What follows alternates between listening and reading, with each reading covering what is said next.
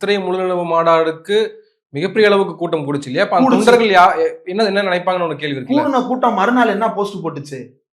பெருசு உன் வேலையை பாருன்னு போட்டாங்களா இல்லையா? அவரே சொல்றாரு இன்னைக்கு பிரஸ் மீட்ல அவரே சொல்றாரு.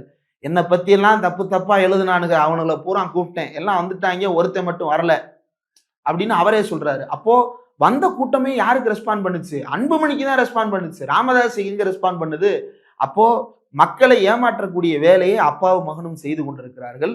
இதற்கு ஏதோ பாஜக எதிர்ப்பு போல, என்ன பெரிய பாஜக எதிர்ப்பு? நீங்க பாஜகவோட ஏற்கனவே கூட்டணி வச்சவர் தான். இதுக்கு முன்னாடி நாடாளுமன்ற தேர்தலில் வந்து 2 பேரும் மோடி நீங்களும் கட்டி பிடிச்சுக்கிட்டு அளவலான காட்சி. பாமகவுடைய சித்தாந்தத்துக்கும் பாஜகவுடைய சித்தாந்தத்துக்கும் ஒண்ணு சேர முடியாது, எது துருவங்கள் அப்படின்னு தானே சொல்றாங்க. அதுதான் இது ஒண்ணுதான் சிக்கல். என்ன சிக்கல்? ஏன் எதிர் துருவங்கள்?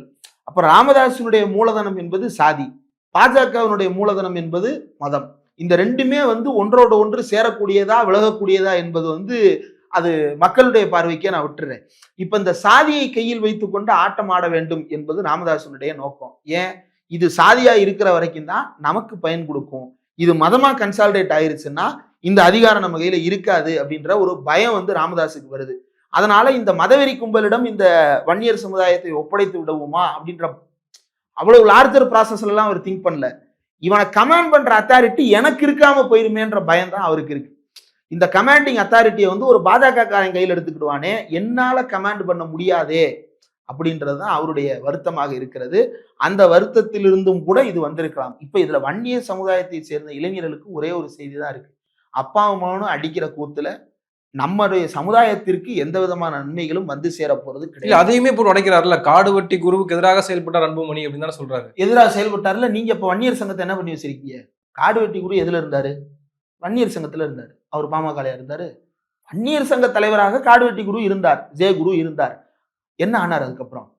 அவருக்கு மருத்துவ உதவி கூட பண்ணல அப்படின்னு இன்னைக்கு சொல்றீங்கல்ல. அவருடைய குடும்பத்தை சேர்ந்தவர்கள் அதிமுக திமுகன்னு மாறி மாறி இன்னைக்கு திமுக பக்கம் தான் இருக்கிறாங்க.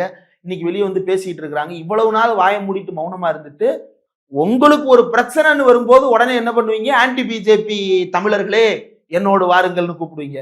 உங்களுக்கு ஒரு பிரச்சனைன்னு வரும்போது என்ன பண்ணுவீங்க? ஜெயகுருவின் தொண்டர்களே என்னோடு வாருங்கள் அப்படின்னு கூப்பிடுவீங்க. அப்போ நீங்க மறுபடியும் உங்களுடைய சுயநலத்துக்கு தான் அப்பா அம்மாவும் சேர்ந்து கூப்பிடுறீங்க.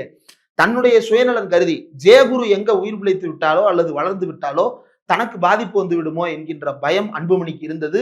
அதனால்தான் ஜெயகுருவினுடைய கடைசி காலகட்டங்களில் அவருக்கான ஆதரவை அன்புமணி வழங்க மறுத்தார். அதுவும் சுயநலம் சார்ந்து எடுக்கப்பட்ட முடிவுதான்.